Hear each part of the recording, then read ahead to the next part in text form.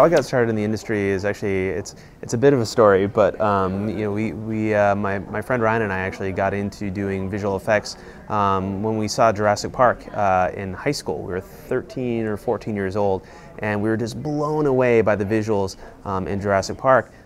So we started off learning Autodesk software, actually a 3D Studio for DOS back then, and have really kind of stuck with that and use that all along the way, with Autodesk products up until today when we have our own company. We actually got our first job in the visual effects industry working with Lucasfilm, doing pre-visualization for Star Wars Episode 1 when we were 18 years old, right after we graduated from high school. After that, we went to work for a company called The Orphanage, where we were the first 2 employees, and that company grew to about 200 people at its peak. And since then, I've worked at the Disney company, Image Movers Digital, that was a Disney Robert Zemeckis company. And now for the last year and a half, we've been running Atomic Fiction. We're about 40 people right now and growing. I've worked on some really, really exciting projects over the last year and a half. Well, Atomic Fiction is all about finding new and sort of more creative ways of making really, really high-end visual effects for films. We've been lucky enough to work on some big movies just in our short existence, like Transformers, Dark of the Moon, on the TV show Boardwalk Empire, on a movie called Looper, and most recently Robert Zemeckis' return to live action called Flight.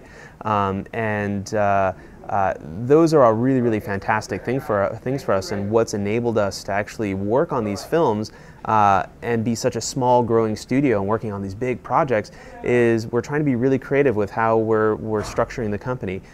We hire really talented people that are generalist artists. They know how to do more than one thing, and we're also making really, really heavy use of the cloud for all of our rendering and our heavy computing tasks. And what that means is we can scale up to really, really big size facility computing when we need to, and then scale back down to almost nothing when we don't. And it's a really cost-effective and scalable and fast way of working, and that's been kind of what's enabled us to make digital domain or ILM quality work that fits in with their work in those films, but with a much, much smaller crew.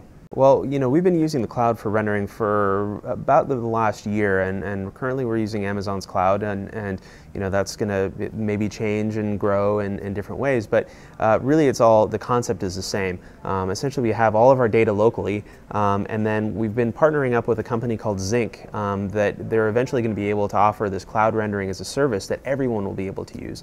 And what Zinc does is it says, okay, the artist has this shot data in their local, in their shot folder on the server, and it synchronizes it up to Amazon's cloud, and it's all encrypted and secure. It manages all the computers that are doing the rendering up in the cloud, and then once those renders are done, as soon as frames finish, it downloads automatically those frames back to the user's folder on the server.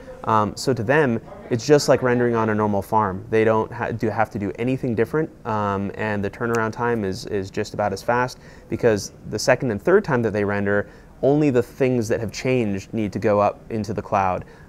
So they're very, very small and quick updates that are usually no longer than 30 seconds, a minute, maybe a few minutes for a really complicated shot. So it's a very, very quick way of working for artists. We actually had an artist working for us a couple months ago that came to me after working at Atomic Fiction for 2 weeks and said, hey, I've been wondering, like, when am I going to get to start using this cloud thing that you guys have all over your website? It sounds really interesting.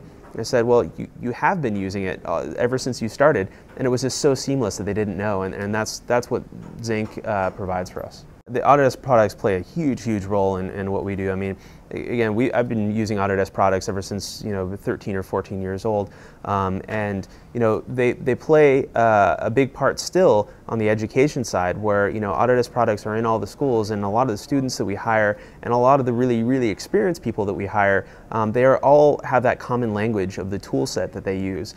They all use the Autodesk products, so it allows us to really have amazing, really, really experienced people teaching and mentoring really new and enthusiastic artists, and that makes the product much, much better at the end of the day. And a specific example of actually using multiple Autodesk products within one of our productions was on Transformers, Dark of the Moon, where we had to do the shot where there's like 16 people getting blown up by Transformers and vaporized into bone and cloth and dust.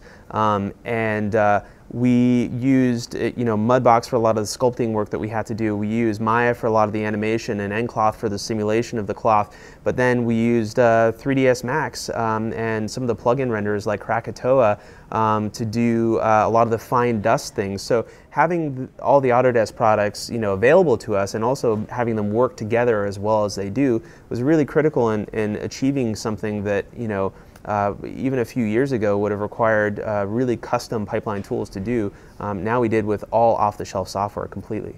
Yeah, well, I think that tools like what Autodesk offers are making it ever increasingly possible to make really high quality visual effects on budgets that aren't really that insane. I mean, the work that we did on Boardwalk Empire, for example, with Brainstorm Digital, we did that again all with all the off-the-shelf software, and creating a fully realistic human face prosthetic that gives the emotion that a person conveys is really something that is very difficult. But a lot of it comes down to talent of the artists and making but talent is nothing without the tools to actually express that talent, and that's what we feel like the Autodesk software actually provides us.